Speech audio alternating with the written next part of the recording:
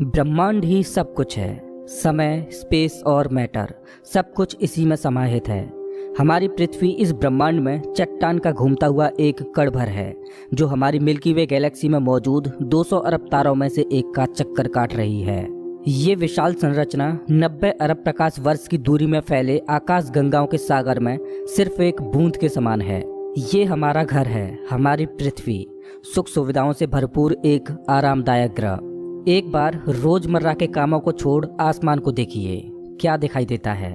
आसमान में फैली एक विशाल काली चादर में टिमटिमाते हुए तारे कितने खूबसूरत लग रहे हैं। रात में हम जिन तारों को देख पाते हैं वो सब हमारी मिल्की वे गैलेक्सी के एक छोटे से पैच के तारे हैं।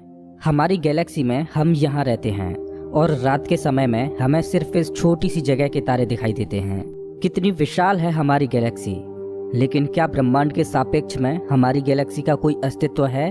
नमस्कार दोस्तों, मैं हूं श्याम तोमर। स्वागत करता हूं आपका इस एपिसोड में, जिसमें हम ब्रह्मांड के आखिरी छोर तक का सफर करेंगे। तो अपनी सीट बेल्ट बांध लीजिए, क्योंकि हमारा ये सफर बहुत ही रोमांचक और खतरों से भरा होने वाला है। तो चलिए पृथ्वी की सतह से उड़ान भरते हैं और ब्रह्मांड के आखिरी छोर की ओर चलते हैं। जैसे जैसे हम पृथ्वी की सतह से ऊपर उठते जा रहे हैं, वैसे वैसे हमें पृथ्वी की सतह ब्लू स्फीयर की तरह दिखने लगी है। यह है इंटरनेशनल स्पेस स्टेशन, इंसानों द्वारा स्पेस में बनाई गई सबसे बड़ी चीज।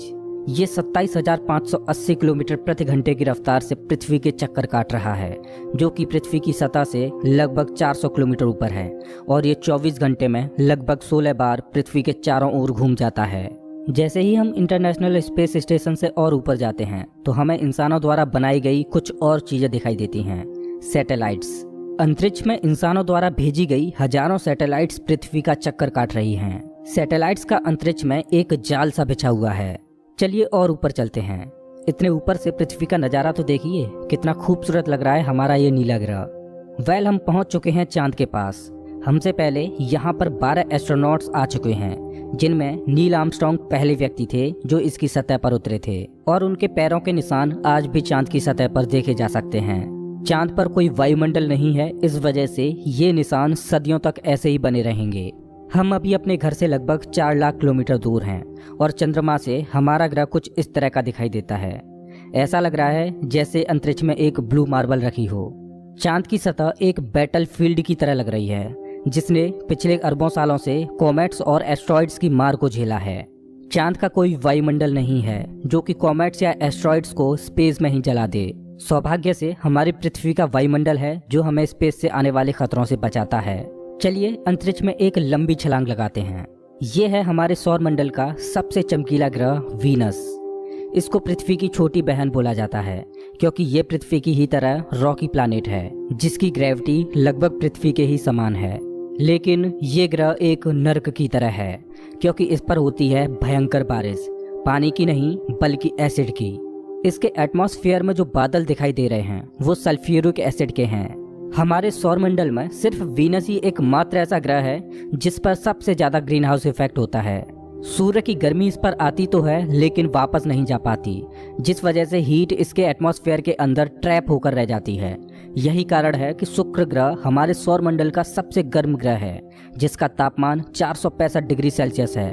इसकी सतह पर काफी मात्रा में ज्वालामुखी मौजूद हैं, जो इस ग्रह को और ज्यादा खतरनाक बनाते हैं। इस एंग्री प्लैनेट पर कुछ भी सरवाइव नहीं कर सकता। चलिए अपनी जर्नी को और आगे बढ़ाते हैं। यह है सूर्य के सबसे पास मौजूद ग्रह मरकरी। इस ग्रह की धरती हमारे चंद्रमा जैसी नजर आती है, जिस पर बड़े बड़े गड्ढे मौजूद हैं। इस ग्रह के दिन और रात के टेम्परेचर में बहुत ज्यादा डिफरेंस है।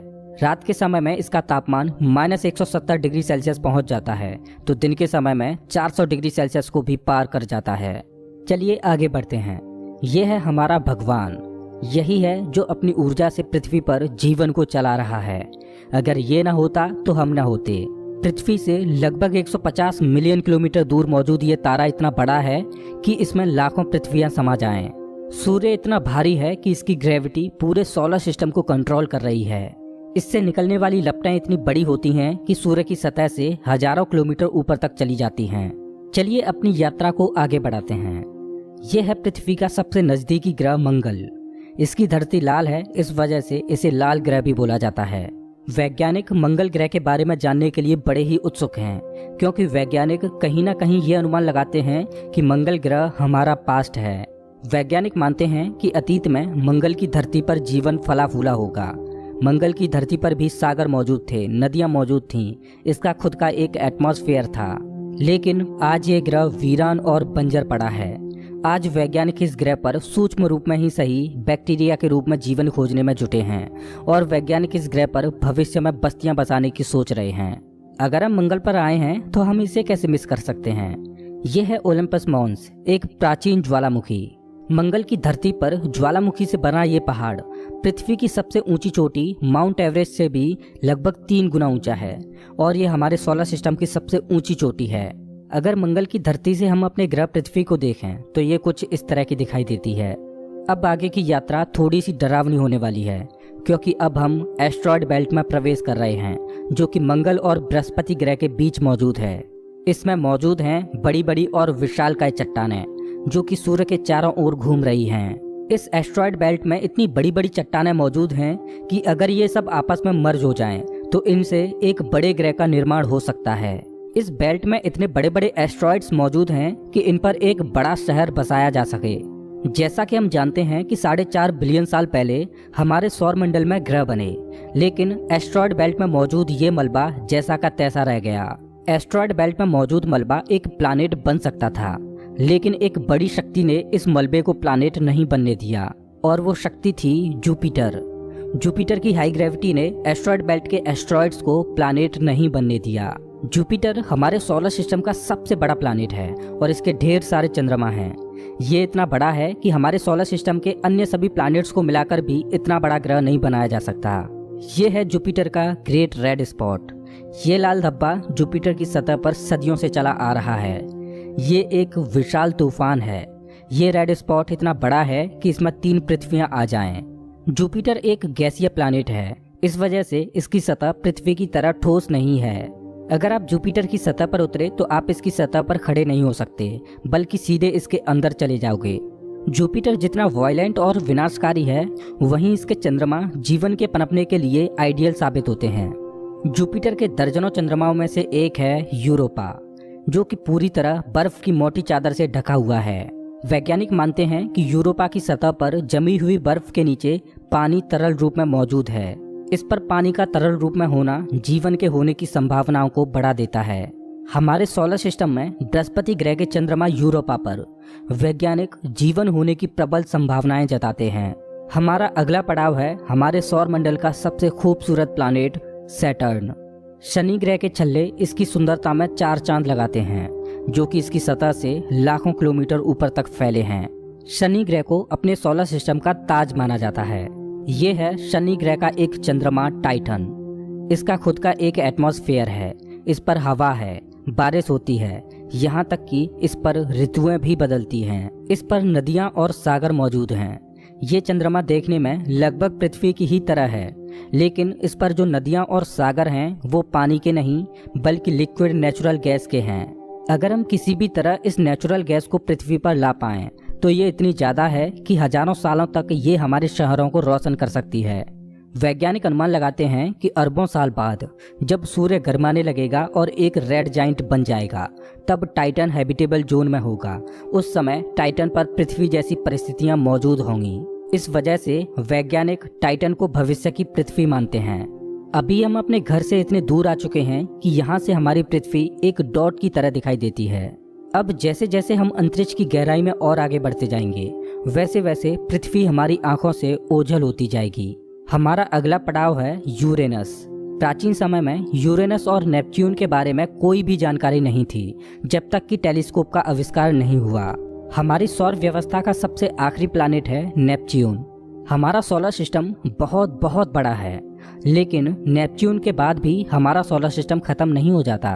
अपने सोलर सिस्टम की गहराई में हम आगे बढ़ते हैं तो हम पहुंच जाते हैं कुइपर बेल्ट में, जो पिछली एस्ट्रॉयड बेल्ट से 20 गुना चौड़ी और 200 गुना ज़्यादा फैली है। ग्रहों की लिस्ट से बेदखल किया जाने वाला प्लूटो भी इसी कुइपर बेल्ट का सदस्य है। कुइपर बेल्ट में एस्ट्रॉयड बेल्ट से भी ज़्यादा बड़े बड़े ऑब्जेक्ट्स मौजूद हैं, जिनकी खुद की ग्रेविटी की वजह से इनके चंद्रमा भी हैं। चलिए कुइपर बेल्ट को पार करके आगे चलते हैं। हमारी पृथ्वी से 13 बिलियन किलोमीटर दूर ये है सूर्य से सबसे दूर मौजूद ऑब्जेक्ट सेडना। ये एक बौना ग्रह है जो एक ऐसा स्पेस ऑब्जेक्ट है जो सबसे दूर सूर्य की परिक्रमा कर रहा है। इसकी खोज 2003 में हुई थी। ये सूर्य की एक परिक्रमा 10,000 सालों में पूरी कर पाता है। चलिए अब अपने सोलर सिस्टम से बाहर का रुख करते हैं। अभी हम इंटरस्टेलर स्पेस में प्रवेश कर चुके हैं। देखिए देखिए, अंतरिक्ष की गहराई में ये क्या ट्रैवल कर रहा है। ओह, ये तो वॉयेजर 1 स्पेसक्राफ्ट है। यही तो इकलौता स्पेसक्राफ्ट है जो कि इंसानों द्वारा बनाई गई सबसे दूर मौजूद चीज है। ये पृथ्वी से अब तक 19 अरब किलोमीटर दूर जा चुका है। इस स्पेसक्राफ्ट ने अंतरिक्ष के काफी सवालों से पर्दा उठाया है। ये बंदूक से निकली बुलेट से भी 20 गुना तेज ट्रैवल कर रहा है। चलिए अपनी यात्रा को और आगे बढ़ाते हैं। अभी हम अपने सोलर सिस्टम की हदों से इतने दूर आ चुके हैं कि यहाँ से हमारा सूर्य एक आम तारे की तरह दिखाई दे रहा है, लेकिन इतनी दूर से भी इसकी ग्रेविटी को महसूस किया जा सकता है, क्योंकि अरबों की संख्या में यहाँ पर कॉमेट्स को देखा जा सकता है जो सूर्य की ग्रेविटी से बंधे हुए हैं। इन कॉमेट्स में इतना ज़्यादा पानी है कि अगर ये सब इकट्ठे हो जाएं तो ये पृथ्वी से भी ज़्यादा बड़े और गहरे सागरों को भर दें। वैज्ञानिक मानते हैं कि पृथ्वी पर ज़्यादातर पानी कॉमेट्स के द्वारा ही आया है। पेंसपर्मिया थ्योरी के अनुसार पृथ्वी पर जीवन कॉमेट्स के द्वारा ही धरती पर आया। अंतरिक्ष में तैर रही इन छोटी छोटी बर्फीली चट्टानों में जीवन सूक्ष्म रूप में बैक्टीरिया की फॉर्म में मौजूद हो सकता है। कॉमेट्स का एक विशाल बादल हमारे सौर मंडल को घेरे हुए है, जिसे ऑर्ट क्लाउड बोला जाता है। ऐसा माना जाता है कि ये ऑर्ट क्लाउड हमारे सौर मंडल की ग्रेविटी की आखिरी सीमाओं पर है। इसके बाद सूरज की ग्रेविटी कमजोर पड़ने लगती है, जिस वजह से इसके बाद सूरज का खिंचाव बहुत कम रह जाता है। अब यहाँ से आगे की यात्रा एक अननोन और रहस्यमयी स्पेस में होगी, जहाँ घुप अंधेरा है। यहाँ इतना अंधेरा है कि हम अपनी आंखों से भी कुछ भी नहीं देख पाएंगे। यहाँ देखने के लिए हमें इंफ्रारेड विजन की जरूरत पड़ेगी। हम अपनी पृथ्वी से बहुत बहुत बहुत दूर आ चुके हैं, लेकिन ब्रह्मांड के सापेक्ष में ये हमारा एक मामूली सा स्टेप है। यहाँ से हमें चारों ओर अरबों तारे दिखाई दे रहे हैं, लेकिन अभी हम सबसे नज़दीकी तारामंडल की ओर बढ़ रहे हैं। ये है हमारा पड़ोसी सोलर सिस्टम। ये हमसे इतना दूर है कि हमारे सूर्य के प्रकाश को इस तारामंडल तक पहुंचने में 4.3 सालों का वक्त लगता है। इस तारामंडल का नाम है अल्फा सेंटोरी। इस तारामंडल में 3 तारों का समूह है, जिनमें अल्फा सेंटोरी ए और अल्फा सेंटोरी बी तारे आपस में बाइनरी स्टार सिस्टम के तहत जुड़े हुए हैं। इस तारामंडल में प्रॉक्सिमा सेंटोरी बी नामक ग्रह मौजूद है, जो पृथ्वी की ही तरह हैबिटेबल जोन में है और इस ग्रह पर एलियन लाइफ मौजूद हो सकती है। चलिए अपनी यात्रा को आगे बढ़ाते हैं। पृथ्वी से हम 10 प्रकाश वर्ष दूर आ चुके हैं और हमारे सामने ये एक बेबी स्टार है, जिसने अभी अपना जीवन शुरू ही किया है और इस तारामंडल में अभी ग्रहों का जन्म होना बाकी है। हो सकता है कि इस तारामंडल में किसी ऐसे ग्रह का जन्म हो जाए जो हमारी पृथ्वी की ही तरह जीवन को धारण करने योग्य हो, लेकिन अभी इसमें अरबों सालों का वक्त लगेगा। अपनी यात्रा को आगे बढ़ाते हैं। अभी हम पृथ्वी से 20 प्रकाश वर्ष दूर आ चुके हैं और अभी हम ऐसे तारामंडल से होकर गुजर रहे हैं जिसका जन्म हमारे सोलर सिस्टम के साथ ही हुआ था। इस तारे का नाम है ग्लीज 581 और इसकी सबसे बड़ी खास बात यह है कि इस तारे का चक्कर लगा रहा है एक ऐसा ग्रह जो हमारी पृथ्वी से बिल्कुल मेल खाता है और इस ग्रह पर एलियन सिविलाइजेशन होने की प्रबल संभावना है। वैसे तो हमारी मिल्की वे गैलेक्सी में अरबों तारे हैं, जिनकी यात्रा करना तो दूर, उनको पूरे जीवन काल में गिनना भी संभव नहीं है। तो चलिए अपनी यात्रा को आगे बढ़ाते हुए मिल्की वे गैलेक्सी से बाहर निकलते हैं। ये है हमारी मिल्की वे गैलेक्सी, जो अरबों तारों का घर है, जिनमें से हमारा सूर्य भी एक है। ये गैलेक्सी इतनी विशाल है कि अगर इसके एक छोर से प्रकाश ट्रेवल करे तो लाइट को भी इसके एक छोर से दूसरे छोर तक पहुंचने में 1,05,700 सालों का समय लगेगा। लेकिन ब्रह्मांड में मौजूद बड़ी बड़ी विशालकाय गैलेक्सियों के सामने हमारी गैलेक्सी कुछ भी नहीं। यूनिवर्स में मिल्की वे से भी कई गुना बड़ी गैलेक्सियां मौजूद हैं। तो चलिए अपने सोलर सिस्टम और अपनी गैलेक्सी को पीछे छोड़ते हुए इंटर गैलेक्टिक स्पेस में प्रवेश करते हैं। इंटर गैलेक्टिक स्पेस में प्रवेश करके हमें दूर दूर तक अरबों गैलेक्सियां दिखाई दे रही हैं, लेकिन ये सभी गैलेक्सियां झुंड में हैं और ये है हमारी गैलेक्सियों का झुंड, जिसमें हमारी गैलेक्सी मिल्की वे और अन्य पड़ोसी गैलेक्सियां मौजूद हैं। गैलेक्सियों के इस छोटे से झुंड को लोकल ग्रुप बोला जाता है। गैलेक्सियों का ये लोकल ग्रुप 10 मिलियन प्रकाश वर्ष में फैला हुआ है। जैसे जैसे हम अपनी यात्रा को आगे बढ़ाते जा रहे हैं वैसे वैसे हमें अन्य गैलेक्सियों के झुंड दिखाई देते जा रहे हैं और उनमें भी हमारे लोकल ग्रुप की तरह गैलेक्सियां मौजूद हैं। गैलेक्सियों के कई लोकल ग्रुप्स को मिलाकर एक सुपर क्लस्टर बनता है। अभी हमारे सामने जो मौजूद है वो है वर्गो सुपर क्लस्टर। इसी वर्गो सुपर क्लस्टर में हमारी गैलेक्सियों का लोकल ग्रुप भी शामिल है और हमारी गैलेक्सियों का लोकल ग्रुप इस छोटे से पैच में है। अभी हम अपने घर से इतने दूर आ चुके हैं कि यहाँ से हम अपने सूर्य को तो छोड़ो, यहाँ तक कि अपनी गैलेक्सी को भी छोड़ो, हमारी गैलेक्सियों का लोकल ग्रुप ही एक छोटे से पैच के समान दिखाई दे रहा है। कितना विशाल है ना वर्गो सुपर क्लस्टर। इस वर्गो सुपर क्लस्टर में 100 से ज्यादा गैलेक्सियों के लोकल ग्रुप शामिल हैं और ये 110 मिलियन प्रकाश वर्ष में फैला हुआ है।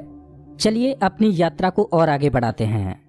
अरे ये क्या, जैसे जैसे हम आगे बढ़ते जा रहे हैं वैसे वैसे हमें वर्गो सुपर क्लस्टर जैसे अनगिनत सुपर क्लस्टर्स दिखाई दे रहे हैं। इस सुपर क्लस्टर्स के समूह को नाम दिया गया है लेनियाकेया सुपर क्लस्टर और हमारा वर्गो सुपर क्लस्टर यहाँ पर है एक छोटे से पैच के समान, जिसमें हमारी गैलेक्सियों का लोकल ग्रुप एक डॉट की तरह भी दिखाई नहीं दे रहा। ये लेनियाकेया सुपर क्लस्टर 520 मिलियन प्रकाश वर्ष में फैला हुआ है, जिसमें लाखों वर्गो सुपर क्लस्टर्स जैसे सुपर क्लस्टर्स मौजूद हैं। चलिए अपनी यात्रा को और आगे बढ़ाते हैं। जैसे जैसे हम आगे बढ़ते जा रहे हैं वैसे वैसे लेनियाकेया सुपर क्लस्टर भी छोटा होता जा रहा है और इतनी दूर से देखने पर लेनियाकेया सुपर क्लस्टर भी एक छोटे से पैच की तरह दिखाई दे रहा है। ओह माय गॉड, मेरा तो दिमाग ही घूम गया। खैर अपनी यात्रा को और आगे बढ़ाते हैं। ये है हमारा ऑब्जर्वेबल यूनिवर्स, जिसमें हमारा लेनियाकेया सुपर क्लस्टर एक छोटे से डॉट की तरह मौजूद है। लेकिन क्या यहीं हमारी यात्रा खत्म हो जाती है? क्या इतना ही बड़ा है ब्रह्मांड? जैसा कि मैंने अभी बोला, ये है ऑब्जर्वेबल यूनिवर्स यानी ज्ञात ब्रह्मांड। ब्रह्मांड के बारे में हम जो भी जानते हैं वो केवल यहीं तक जानते हैं। हो सकता है कि ब्रह्मांड का विस्तार आगे भी हो जो अनंत तक चलता जा रहा हो, लेकिन वहां से हम तक कोई प्रकाश ही नहीं पहुंच पा रहा हो जिससे हमें ऑब्जर्वेबल यूनिवर्स के बाहर का भी पता चल सके। वैज्ञानिक ये भी अनुमान लगाते हैं कि हो सकता है कि हमारे यूनिवर्स जैसे असंख्य यूनिवर्स और मौजूद हो सकते हैं, जिनमें हमारा ये ब्रह्मांड एक विशाल सागर में एक छोटी सी बूंद के समान हो। खैर मल्टीवर्स यानी एक से ज्यादा ब्रह्मांडों का अस्तित्व है कि नहीं ये कोई नहीं जानता और ना ही हमारे पास मल्टीवर्स यानी महाब्रह्मांड के कोई सबूत हैं। लेकिन ये तो तय है कि ऑब्जर्वेबल यूनिवर्स ही ब्रह्मांड का अंत नहीं हो सकता, इसके बाहर भी कुछ न कुछ मौजूद है जिसका हमें कोई भी ज्ञान नहीं। लेकिन वो क्या हो सकता है? हो सकता है कि हमारा ऑब्जर्वेबल यूनिवर्स भी महाब्रह्मांड में एक छोटे से पैच के समान हो। दोस्तों, आपकी ब्रह्मांड के आखिरी छोर तक की यात्रा कैसी रही प्लीज कमेंट बॉक्स में जरूर बताएं। अगर आपको ये वीडियो पसंद आया हो तो इसे लाइक करें और ऐसे ही मजेदार वीडियोज के लिए चैनल को सब्सक्राइब करें, साथ ही बेल आइकन दबाएं।